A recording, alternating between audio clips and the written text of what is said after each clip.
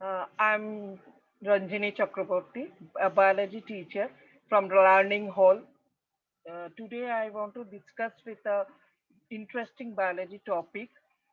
Hope you will get interest. So I want to share the screen.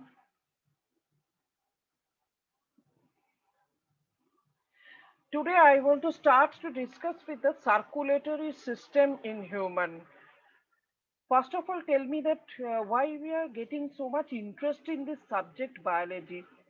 Biology actually deals with varieties of living organisms, plants, animals, their system, where we are living in, our environment, our surrounding.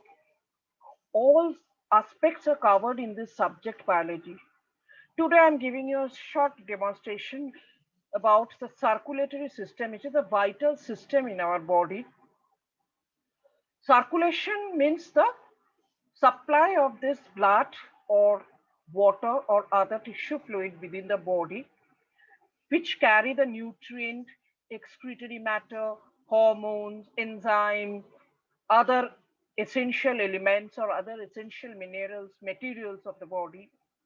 Okay, so first of all, we start with the system of heart because heart is a part of the circulation. It is the organ, pumping organ, which circulate blood or the medium throughout our body. Just see the location of the heart. You can see here that in between two lungs, the position of the heart, it is protected by the rib cage. All of you can see this is the red color muscular organ, and it is actually in case of vertebrate and mammals, it is a fourth chamber. In lower organism, fish, toad, other reptiles, heart is not four chambered. In case of fish, it is two chambered, one auricle, one ventricle. But in case of amphibian, it's of three chambered, two auricle, one ventricle. In reptiles, somewhere in so like crocodiles, the chambers ventricle is divided into two or half divided. But in case of mammal, it is four chambered. You can see that is the peripheral view of the heart. All of you can see here that the circulation of or distributions of the artery and the vein through the surface. These are known as coronary artery. Hope you can see that these are the coronary artery. They can supply blood to the heart for making the heart working. Otherwise, heart cannot get the initiation of the pumping. Understood? And these are all these vessels which carry the blood or which show this blue colored is the vena cava or veins, and this red colored is the aorta. Now just see that here there are a lot of labelings given because to explain the different component, but in your class these are all not required. You just know about the basic labeling. First one is that this is the right atrium. And why this side is the right? Because in case of mammals or the vertebrate, always the organs are ventrally placed. That's why this is actually, when we see this is my left side, but if it is ventrally placed, this is the right side. So don't make any misunderstanding of this. This is always labeled as the right atrium. This side, it is the left atrium, atrium or auricle. And this is the ventricle. Ventricle also internally divided into two. One is the right ventricle, another is the left ventricle. Now it is more clear. All of you can see the human heart, the internal view. I think that it will be more easier to understand that how the circulation takes place through this internally through the four chambers of the heart. So one by one I'm explaining here. First, the upper two one, you can see here I'm showing my cursor. This is the right atrium. This is the left atrium. And in between the atrium and ventricle, there's the presence of valves. What is the function of the valves? I hope all of you know that valves always behave like a one flapped door. That means always it open in one side. As for example, we can see in a room with air condition, always the glass door is showing that pull and push option. So always it open in one side. So from the upper part of this right atrium or left atrium, the blood when passed to the consecutively right ventricle or left ventricle, valve is open in one side, again closed, so that it will prevent the backflow of the blood to the auricles again. Hope all of you can understand that the concept of this flow of the blood, when the pumping actions of the heart, you can see the animations. Next day also I can try to show you the animations of this total pumping system of the heart. But here it is just explaining that these two or atrium, when the contraction of heart takes place, from these two atrium, blood gradually pass to this consecutively right ventricle, and from here to the left ventricle. Now, first of all, we can start that the blood flows or collected from the whole part of the body through the vena cava. Upper part is the superior vena cava, lower part is inferior vena cava. This is blue in color. So all the deoxygenated blood collected through this vena cava passed to this right atrium during the first contractions of the heart. The lower portion first contracted, upper portion dilated, blood reached to this atrium. Simultaneously, this side is the presence of the pulmonary vein. Pulmonary vein is performing the function to carry the oxygenated blood, because it is the exception. In case of vein, conventionally we know that vein always carry the deoxygenated blood. But here, as this vein carry the blood from the lungs, after purification, that oxygenated blood is is reaching to the left atrium.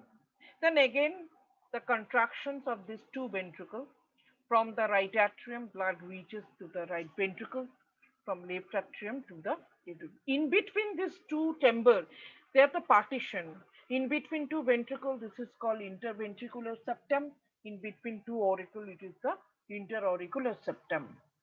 Now next, after the contractions of these two ventricles simultaneously, one side the blood, that is suppose the left ventricle, blood directly reach to this aorta. All of you see the aorta position is that to supply the blood to whole body. Is it clear? So aorta carry the blood to the all part of the body. And simultaneously, from the right ventricle, blood directly pass to the pulmonary artery. Here also pulmonary artery shows exception, that it carry the deoxygenated blood which is collected from the right ventricle. So am I clear to you that whole body, two-way the circulation takes place? Understood? So first of all, here there is a description. I can cover up the description. Two auricle, two ventricle. Auricle chambers are very thin and having the thick muscular ventricular chamber which are receiving the blood from the auricle, and in between them the septums are present. Here also again explanations of these different types of the valves: aortic semilunar, pulmonary semilunar, and also the aortic tricuspid and bicuspid valves. Okay, so type of valves depending on their functions and the shape. Mitral valves or the bicuspid and tricuspid valves present in between the auricles and ventricles. Understood? And those semilunar valves are present in between the, one is that in between pulmonary artery and the ventricles, and another one in between the aorta and the other ventricle. Okay. Now, so this total circulation is actually controlled by the sinus node or sinoauricular node. All of you can see here that the blue color arrow showing the position and also the distributions of nerve impulse through this sinus node. It is actually the nerve tissue which are carrying or spread of these electrical impulses from the sinus to node throughout the left and right atrium. Understood? And that electrical impulse also spread from the bundle branches throughout the left and right ventricle. So gradually this passing of these impulses help in distribution of blood from one chamber to other chambers. Okay, so after descriptions of heart, you can see that there is the total path of the blood flow is following the double circulation process. One circulation is called pulmonary circulation, another one is called systemic circulation. Systemic circulation confined to the body and the heart. Pulmonary circulation confined within the lungs and the heart. So as this two-way circulation takes place in case of mammalian heart, that is known as double circulation. Okay, so here there's the illustrations of this pathway of this heart and also along with the different components of this heart and also blood vessels. So apart from the description of heart, we are also discussing with the type of the blood vessels because blood vessels are helping in the process of supplying of this blood. Mainly there are three types. One is artery, another is vein, and last one is the capillary. Artery together is known as aorta. It is the largest artery which leaves from the heart, or that is from the left ventricle.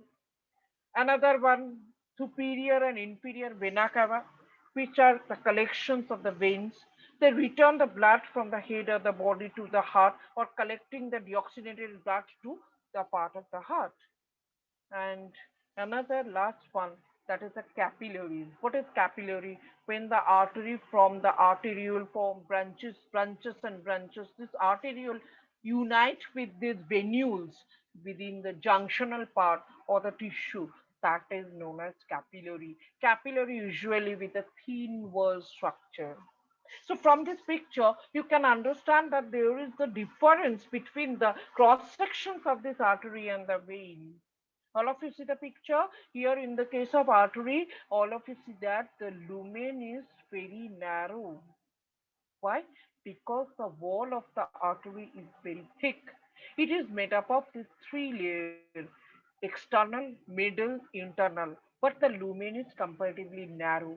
Whereas in case of vein, see that the lumen is comparatively broader. So that's why when the blood passes through the vein, always in high speed.